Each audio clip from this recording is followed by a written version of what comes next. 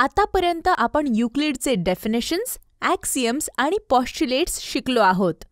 ह्या लेसनमध्ये आपण थिअरम म्हणजे प्रमेय बघूया आणि त्यांना प्रूव्ह करूया. चला बघूया ही थिअरम काय स्टेट करते.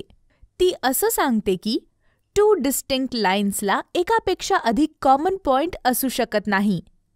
आता आपल्याला प्रूव्ह करायचं आहे की ह्या 2 लाईन्सला एकापेक्षा जास्त कॉमन पॉइंट नाहीत. तर ह्याच्या ऑपोजिट अज्युम करूया. कुठल्याही 2 स्ट्रेट लाईन्स घेऊया.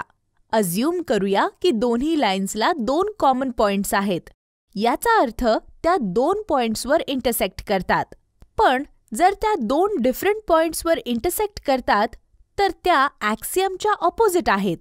तुम्हाला लक्षात आहे का की आपण कोणत्या ॲक्सियमबद्दल बोलतोय? करेक्ट, आपण त्या ॲक्सियमबद्दल बोलतोय जो असं स्टेट करतो की 2 पॉइंट्समधून फक्त एक युनिक लाईन पास होत असते. आणि आपल्याला माहितीच आहे की ॲक्सियम हे ट्रू स्टेटमेंट्स असतात. तर आपल्याला दिसून येईल की जर आपले अझम्पशन राईट असते तर 2 इंटरसेक्टिंग पॉइंट्समधून 2 स्ट्रेट लाईन्स पास झाल्या असत्या. पण आपण बघू शकतो की 2 पॉइंट्समधून फक्त 1 लाईन पास होऊ शकते. याचाच अर्थ 2 लाईन्सला 2 कॉमन पॉइंट्स असतात हे आपले अझम्पशन रॉंग आहे. म्हणून आपण हे कन्क्लूड आणि प्रूव्ह केलं की जसं की ह्या लाईन्स ॲक्सियमच्या अपोजमध्ये नाही जाऊ शकत, आपले थिअरम ट्रू आहे.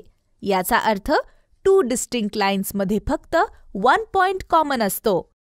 याच बरोबर आपण युक्लिडियन जॉमेट्रीचे इंट्रोडक्शन कंप्लीट केले. युक्लिडच्या डेफिनेशन्स, ॲक्सियम्स आणि पॉस्ट्युलेट्स जॉमेट्रीचे बॅकबोन फॉर्म करतात. आपण पुढील लेसन्समध्ये जॉमेट्रीबद्दल अजून डीपमध्ये समजून घेऊया.